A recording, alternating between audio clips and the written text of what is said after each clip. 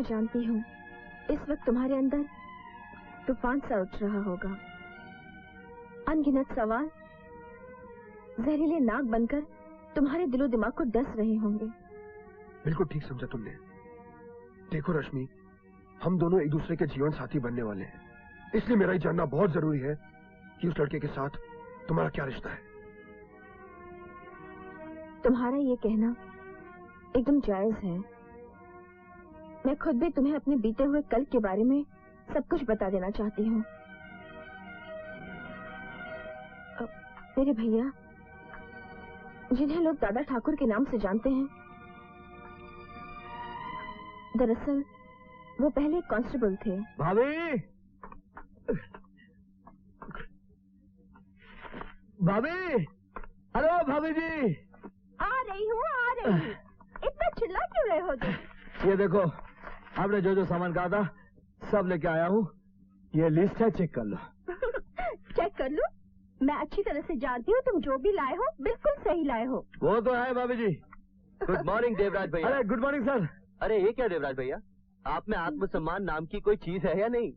क्या मतलब? मतलब ये है कि आप एक सरकारी नौकर हैं और आपको हमारे घर का कामकाज करना शोभा नहीं देता। सुन लो भाभी, इनके घर का मतलब ये घर हमारा है ही नहीं। कौन कहता है कि ये घर तेरा नहीं है? अरे बाबा, मैं तो तुझे अपने परिवार का एक सदस्य समझती हूँ। सुन लिया मिस्टर इंदर, भाभी की इस बात का कोई जवाब है आपके पास? अरे ये हवलदार अगर अपने ही घर का कामकाज करे तो इसमें बुराई क्या है? समझ गया ना? आप लोगों से कोई जीत तो सकता नहीं। अच्छा भाभी, मैं चलता हूँ। हेलो, आप कौन सा बोल रहे हैं? एमएलए साहब, आप एक मिनट होल्ड कीजिए, मैं साहब को बुलाता हूँ। एक मिनट। किसका फोन है देवराज? साहब, एमएलए साहब का फोन है। हेलो, नमस्ते एमएलए साहब, नमस्कार। रोशनलाल बिल्डर के मर्डर केस में जो आदमी गिरफ्तार हुआ है वो आपका आदमी है? अरे नो प्रॉब्लम सर, वो छूट जाएगा। अरे नहीं सर, इसमें धन्यवाद की क्या बात है। It's a matter of give and take. आपने मेरा प्रमोशन करवा के मुझे एसपी बनाया, तो क्या मैं आपके लिए एक छोटा सा काम नहीं कर सकता हूँ? सर आप बेफिक्र रहिए, आपके आदमी को कुछ नहीं होगा। Okay sir, thank you sir, thank you. Devraj, yes man साहब को डॉक्टर के पास जाना है, तुम उनके साथ जाओ और चेकअप करवाने के बाद उन्हें घर पहुंचा के तुम पुलिस स्टेशन आ जाना। ओके? Yes sir. अच्छा, तुमने पढ़ाई भी कंप्लीट कर दी है, तो अब आगे क्या करने का इरादा है? पिताजी चाहते हैं कि मैं आईपीएस करूं, लेकिन मुझे आईपीएस बनने का कोई शौक नहीं है। तो फिर क्या करोगे? मैं एमबीए करके खुद का बिजनेस स्टार्ट करना चाहता हूँ। I want to become a big businessman too. Idea तो बहुत अच्छा है तुम्हारा।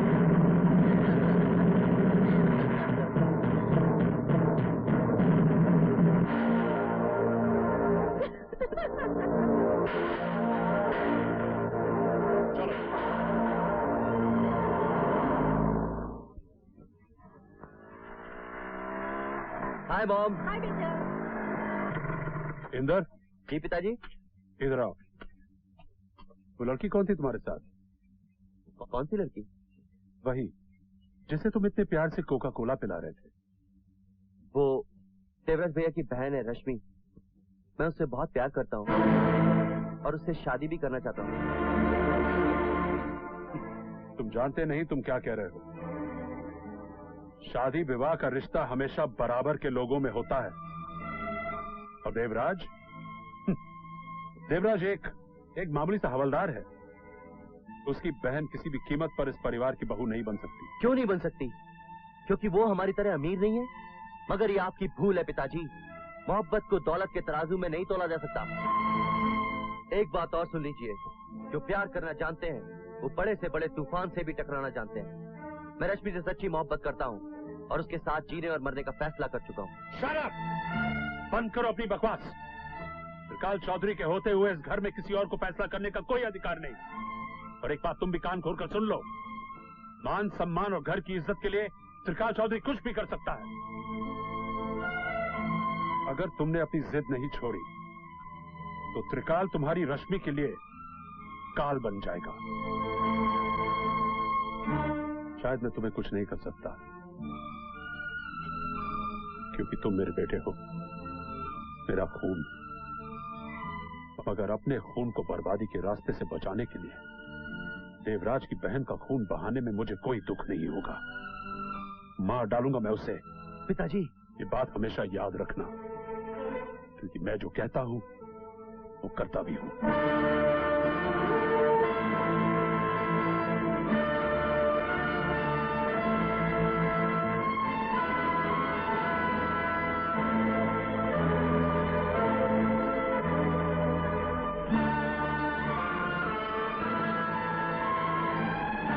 क्या सोच रहा है बेटे? बेटे, तेरे पिताजी बहुत ही जिद्दी किस्म के इंसान हैं। अगर तुझे रश्मि की जिंदगी चाहिए तो उसे भूल जा बेटे, भूल जा। माँ, तुम भी? बेटे, मैं तेरे प्यार की दुश्मन नहीं हूँ, लेकिन मैं जानती हूँ तेरे पिताजी जो कहते हैं वो करके रहते हैं। उनका वादा फौलाद की तरह मजबूत और वक्त की तरह अटल होता है बेटे, जो ना कभी टूटता है ना बदलता है। बेटे, अगर तुझे रश्मि का जीवन चाहिए तो तुझे अपनी मोहब्बत कुर्बान करनी ही होगी।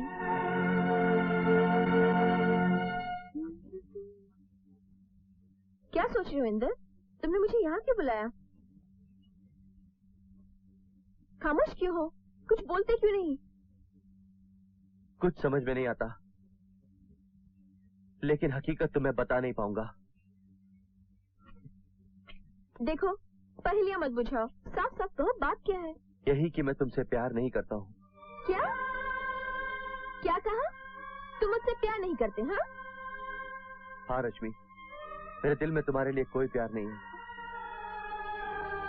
नहीं इंदर, इट्स नॉट ट्रू। तुम झूठ बोल रहे हो ना? अपने आप को सच्चाई के आईने में देखने की कोशिश करो रश्मि। मेरे सामने तुम्हारी हैसियत, तुम्हारी औकात क्या है? तुम एक मामूली से हवलदार की बहन हो और मैं अपने करोड़पति माँ बाप का एक लौता बेटा हूँ। मेरा तुम्हारा कोई मेल नहीं है। तो फिर वो सब प्यार की बातें, साथ जीने मरने की कस्में, सब झूठ था, सिर्फ एक नाटक था। और नहीं तो क्या? देखा जाए तो जिंदगी खुद एक नाटक है। दरअसल मैं अपने आप को आजमा रहा था। मैं देखना चाहता था कि एक खूबसूरत लड़की को अपने प्यार में दीवाना बनाने के मुझ में गट्स है या नहीं। ये तुमने ठीक नहीं किया इंदर। मेरा दिल कोई खिलौना नहीं था जिसके साथ तुमने खेला और तोड़ दिया। कहते हैं टूटे हुए दिल की आह आसमान का सीना छीन कर भगवान तक पहुंचती है, लेकिन मैं तो तुम्हें बद्दुआ भी नहीं दे सकती कि मैं तुमसे प्यार करती हूँ ना। लेकिन एक बात याद रखना इंदर, जिस प्यार को आज तुमने ठोकर मारी है, एक दिन तुम उसी प्यार के लिए तरसोगे।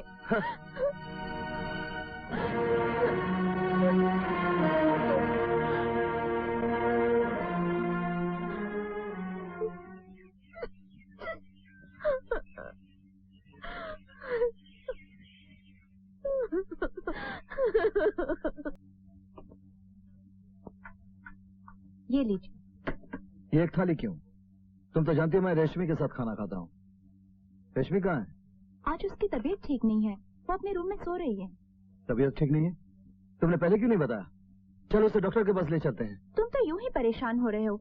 डॉक्टर के पास ले जाने जैसी कोई बात नहीं है। हल्का सा बुखार था, मैंने उसे गोली खिला दी है, बस घंटे 2 घंटे में ठीक हो जाएगी।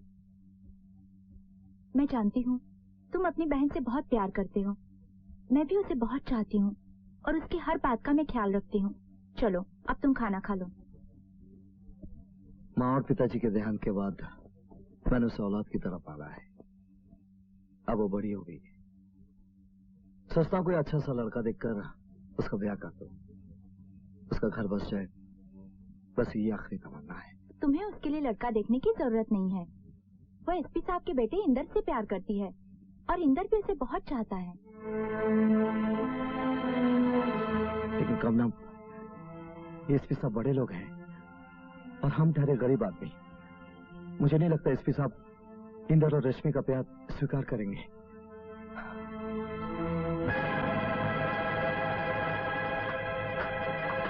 रश्मि, रश्मि, नहीं मेरी बहन, नहीं,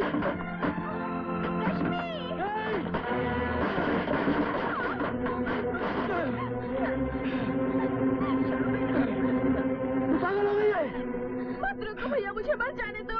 क्या पागलपन है रश्मि? आखिर बात क्या है, मुझे तो बताओ। अब बताने के लिए रखा ही क्या है भाभी, सब कुछ खत्म हो गया। इंदर मुझसे प्यार नहीं करता, लेकिन भाभी तुम तो जानती हो ना, मैं उससे सच्ची मोहब्बत करती हूँ और मैं उसके बिना जी नहीं सकती, नहीं जी सकती मैं उसके बिना। ए रश्मि, तेरा भाई जिंदा है रे। मेरे जीते जी तुम्हारा अपनी जान देने की बात जबान पर भी मत लाना। तेरी खुशियों के लिए तेरा ये भाई कुछ भी कर सकता है, फिक्र मत कर। मैं इंदर से बात करता। देखो इंदर, जहां तक मैं तुम्हें समझता हूं तुम एक अच्छे लड़के हो, लेकिन तुमने ऐसा क्यों किया? जानते हो, आज तुम्हारी वजह से रश्मि ने आत्महत्या करने की कोशिश की। क्या रश्मि ने? हाँ, वो तुम्हें दिलो जान से चाहती है। तुम्हारे बिना शायद जी भी नहीं पाएगी। और एक बात बता देता हूं, मेरी बहन की खुशी मेरी जिंदगी से भी ज्यादा अजीज है। उसकी जिंदगी में जहर खुलने वाले को मैं जिंदा नहीं छोड़ूंगा। आप मुझे गलत मत समझिए देवराज भैया, मैंने रश्मि को झूठ बोला था कि मैं उससे प्यार नहीं करता। पिताजी ने धमकी दी थी कि वो रश्मि को जान से मार डालेंगे, इसलिए मैंने ये सब कुछ किया ताकि रश्मि के मन में मेरे लिए नफरत पैदा हो जाए और वो मुझे आसानी से भूल जाए। सच तो ये है देवराज भैया कि रश्मि के बगैर मैं भी नहीं जी पाऊंगा। अगर ये बात है तो अपने देवराज भैया पर भरोसा रख। मैं तेरे पिताजी को समझाऊंगा। हाँ। लगता है तुम अपनी औकात भूल गए हो देवराज सिंह। तुम एक मामूली सा हवलदार, एक गरीब आदमी जिसकी सोसाइटी में न कोई इज्जत है न कोई पहचान। तुमने ये सोचा कैसे कि तुम्हारी बहन इस घर की बहू बन सकती है? ये आप कैसी बातें कर रहे हैं साहब? मुझे तो विश्वास ही नहीं हो रहा कि आप ऐसा सोच सकते हैं। मैंने तो हमेशा आपको बड़े भाई की तरह इज्जत दी है और खुद को इस परिवार से कभी अलग नहीं समझा। आप बोल दीजिए साहब, आपने जो कुछ भी बोला वो झूठ है। मैंने जो कुछ भी बोला वो सच है, लेकिन तुम ये भूल गए हो कि इस घर में तुम्हारी हैसियत एक नौकर से ज्यादा नहीं है। इंसान को अपनी आंखों से बड़ा सपना कभी नहीं देखना चाहिए, और मेरी नजर में गरीबी एक लानत है, और इस लानत को मैं अपने बेटे की जिंदगी के साथ किसी भी कीमत में नहीं जोड़ सकता। इंसान को कभी बड़ा बोल नहीं बोलना चाहिए साहब। कुदरत कब किसको क्या बना देती है कोई नहीं जानता।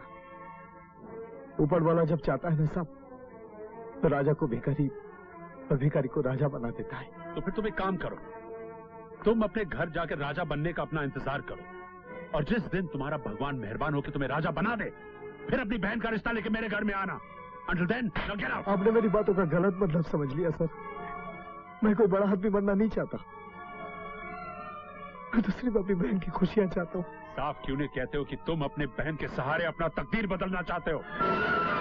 अगर तुझे बड़ा आदमी बनने का इतना शौक है तो अपनी बहन को दुल्हन बनाकर किसी मंत्री या नेता के सामने पेश कर दे। रातों रात तेरा प्रमोशन हो जाएगा, समझे?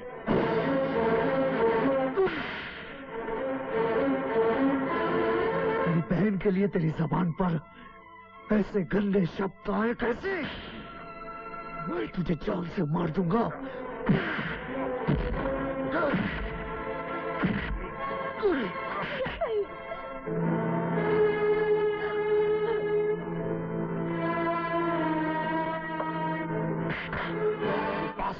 हट जाओ। एसपी त्रिकाल चौधरी पर हाथ उठाया, मैं तुम्हें छोड़ूंगा नहीं देवराज सिंह। ले जाओ इस पागल को, इसी वक्त अब भी इसे सर्विस से निकाल दूंगा। ले जाओ इसे।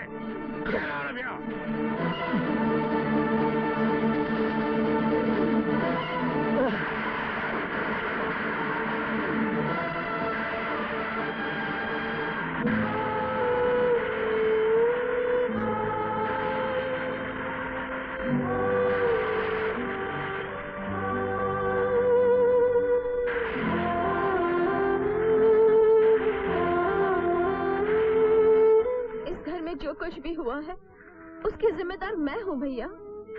भूल मैंने की और उसकी सजा तुम्हें मिली। तो शायद इसलिए ऐसा सोच रही है कि मेरी नौकरी चली गई। अरे पगली, नौकरी चली गई तो क्या हुआ? अब भी इन बाजू में इतनी ताकत है कि मेहनत मजदूरी करके इस परिवार को चला सकता हूं। लेकिन दुख की बात तो यह है कि मैं तेरे लिए खुशियां लाने गया था, खाली हाथ वापस आ गया। फिर भी तू मायूस नहीं होना, तेरा प्यार तुझे जरूर मिलेगा। मैं तेरी शादी इंदर से कराऊंगा।